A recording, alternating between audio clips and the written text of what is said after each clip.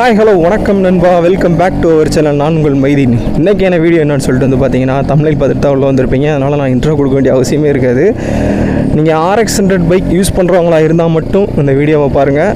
RX100ஓட top ஸ்பீடை இப்போ ஒரு 110 போகுதுன்னா உங்களால் 140 150 வரைக்கும் கூட இந்த விஷயங்கள்லாம் பண்ணுறது மூலமாக கண்டிப்பான முறையில் டாப் ஸ்பீட் இன்க்ரீஸ் பண்ண முடியும். இது ஃபுல் அண்ட் ஃபுல் ஒரு மெக்கானிக்கோட சஜஷனோட மெக்கானிக்கோட ஃபுல் ஐடியாவே தான் எடுத்துகிட்டு வந்து நான் சொல்கிறேன். அது வேறு யாரும் இல்லை, நம்ம த்ராட்டிலர் விக்கி தான். அவரோட சேனல் லிங்க் நான் டிஸ்கிரிப்ஷனில் கொடுத்துட்றேன். டிஸ்கிரிப்ஷனில் கொடுத்தா ஒர்க் ஆகுதா ஐ கார்டில் கொடுத்துட்றேன், பார்த்துக்குங்க. ஸோ இன்றைக்கான வீடியோ அதுதான். RX100ஓட டாப் ஸ்பீட் ப்ளஸ் பவரை வந்து பார்த்திங்கன்னா எப்படி இன்க்ரீஸ் பண்ண போகிறது அப்படின்னு சொல்லிட்டு பார்க்க போகிறோம். ஒரு 7-8 பாயிண்ட் நான் ஃபுல்லாக சொல்கிறேன். ஸோ வீடியோவை ஃபுல்லாக வாட்ச் பண்ணுங்கள். இதில் ஏதாவது ஒன்று நீங்கள் மிஸ் பண்ணிங்கன்னா கூட டாப் ஸ்பீட் இன்க்ரீஸ் பண்ணுறதுக்காக நீங்கள் பண்ண எல்லா ஐடியாவும் சொதப்பி உங்கள் பைக்கோட இன்ஜின் சீஸ் ஆயிரும். ஸோ வீடியோவை ஃபுல்லாக வாட்ச் பண்ணுங்கள். இந்த வீடியோ பிடிச்சா லைக் பண்ணி சப்ஸ்கிரைப் பண்ணி ஷேர் பண்ணி சப்போர்ட் பண்ண மறந்துடாதீங்க. வாங்க வீடியோக்குள்ளே போகலாம்.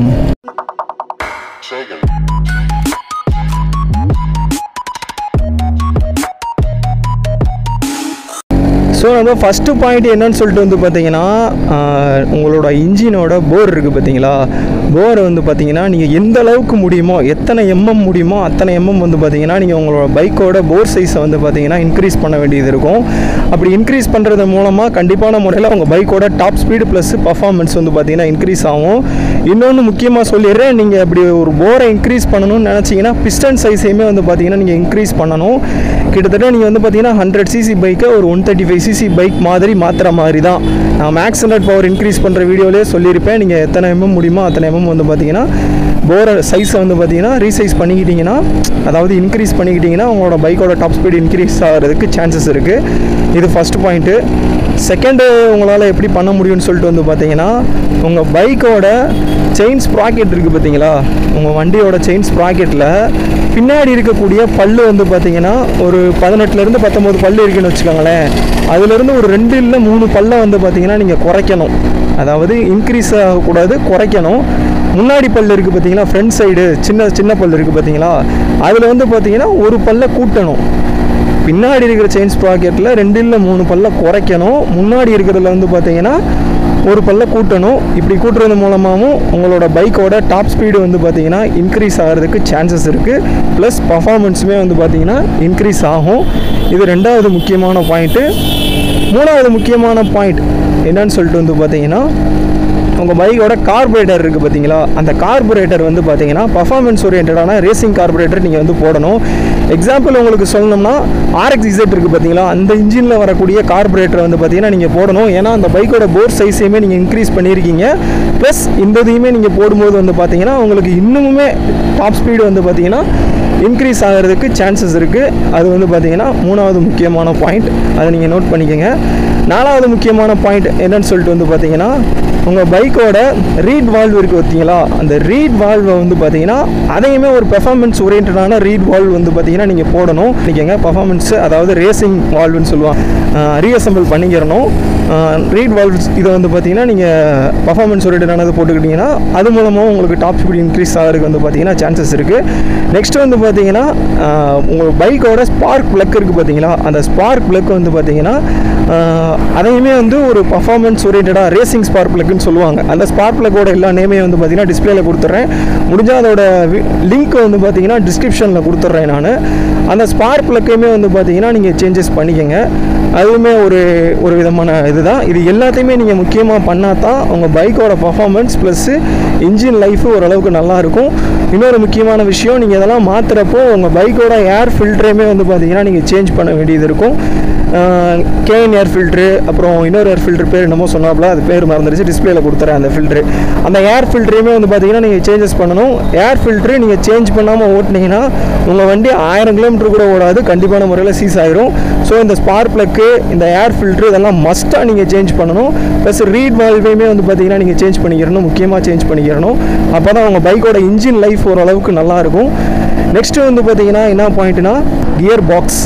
அந்த கியர் பாக்ஸ் வந்து பார்த்தீங்கன்னா இது ரொம்ப ரொம்ப முக்கியமான பாயிண்ட், இதை நோட் பண்ணிக்கோங்க. கியர் பாக்ஸ் வந்து பார்த்தீங்கன்னா ஒரு RX 135ல் 5 ஸ்பீட் டிரான்ஸ்மிஷன் வரக்கூடிய கியர் பாக்ஸையுமே நீங்கள் சேஞ்ச் பண்ணி ஆகணும். ஏன்னா நீங்கள் ரீட் வால்வு ப்ளஸ் எல்லாத்தையுமே சேஞ்ச் பண்ணியிருக்கீங்க, அப்போ டாப் ஸ்பீட் இன்க்ரீஸ் ஆகும். அந்த 4 ஸ்பீட் டிரான்ஸ்மிஷனால் அந்த அளவுக்கு பவரை வந்து பார்த்தீங்கன்னா ஜென்ரேட் பண்ண முடியாது. ஸோ 5 ஸ்பீட் டிரான்ஸ்மிஷன் உங்களுக்கு மஸ்ட்டாக நீங்கள் போட்டுக்கிறணும்.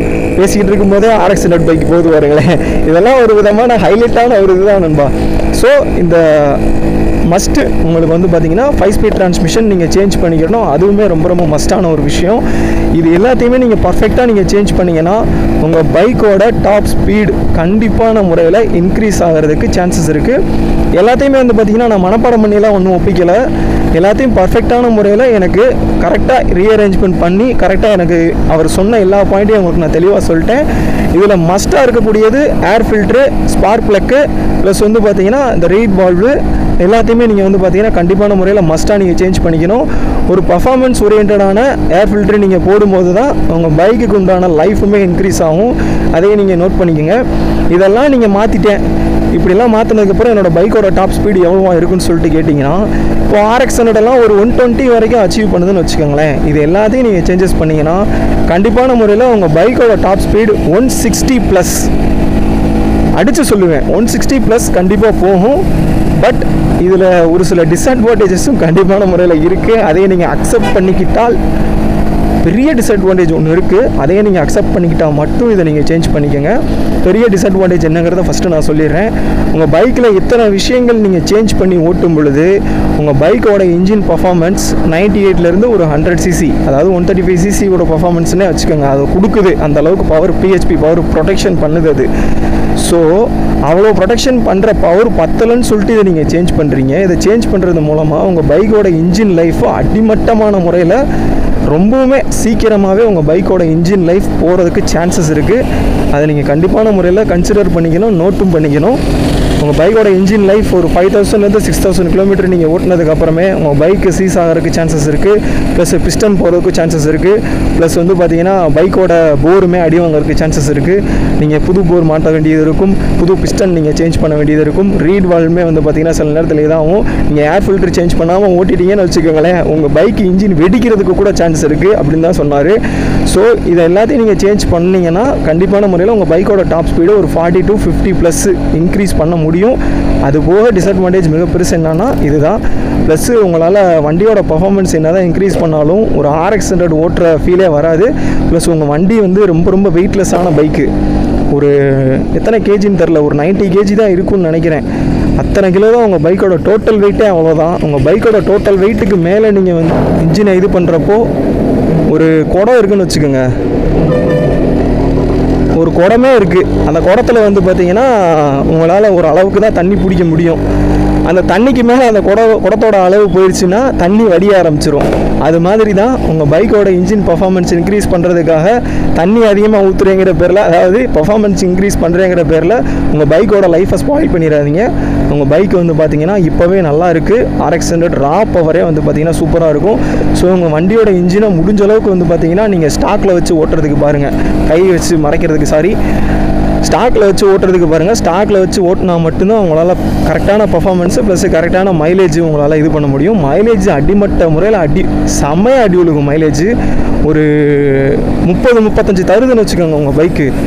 கண்டிப்பான முறையில் 35லேருந்து உங்களுக்கு 15-10 பாதிக்கு மேலேயுமே குறையிறதுக்கு சான்சஸ் இருக்குது. ஸோ நீங்கள் அதை கன்சிடர் பண்ணிக்கோங்க. மைலேஜும் ட்ராப் ஆகும், ப்ளஸ் வண்டியோட பர்ஃபார்மன்ஸும் போக போக அடியாகும். ஸ்டார்டிங்கில் நல்லாயிருக்கும், எப்படி சொரிய வந்து பார்த்திங்கன்னா புண்ணு வந்து சொரிய சுகமாக இருக்கும், சொரிஞ்சு முடிச்சதுக்கப்புறம் வலிக்குன்னு சொல்லுவாங்கள்ல, அது மாதிரி தான் நண்பா. ஸோ நீங்கள் கண்டிப்பான முறையில் பைக்கை பர்ஃபார்மன்ஸ் இன்க்ரீஸ் பண்ணுறேங்கிற பேரில் வண்டியை போட்டு தள்ளிடாதீங்க. இதுதான் என்னோடய ஸ்ட்ராங்கஸ்ட் சஜஷன். வேணான்னு சொல்லுவேன் நான், நீங்கள் ஸ்டாக்காக வச்சு ஓட்டுங்க. ஓகே நண்பா, ஹோப்ஃபுல்லி இந்த வீடியோ பிடிச்சிருக்கேன். இந்த வீடியோ பிடிச்சா லைக் பண்ணி, சப்ஸ்கிரைப் பண்ணி, ஷேர் பண்ணி சப்போர்ட் பண்ண மறந்துடாதீங்க. இதே மாதிரி நெக்ஸ்ட் ஒரு தரமான வீடியோ வந்து மீட் பண்ண வரைக்கும் டாடா பை விட்டிக்கிறோம். உங்கள் மைதீன். பாய் நண்பா. நண்பா, ஒரு முக்கியமான விஷயம் உங்கள்கிட்ட சொல்கிறதுக்கு மறந்துட்டேன். பைக்கோட இக்னிஷியன் காயிலையுமே வந்து பார்த்திங்கன்னா நீங்கள் சேஞ்ச் பண்ணிக்கணும், அப்போ தான் பர்ஃபார்மன்ஸ் நல்லாயிருக்கும். பர்ஃபார்மன்ஸ் இன்க்ரீஸ் பண்ணுறேங்கிற பேரில் உங்கள் பைக்கோட லைஃப்பை நீங்களே கெடுத்துக்காதீங்க. இந்த மாதிரியான மாடிஃபிகேஷனை முடிஞ்ச அளவுக்கு தவிர்த்துக்குங்க. ஓகே நண்பா, நன்றி, பாய்.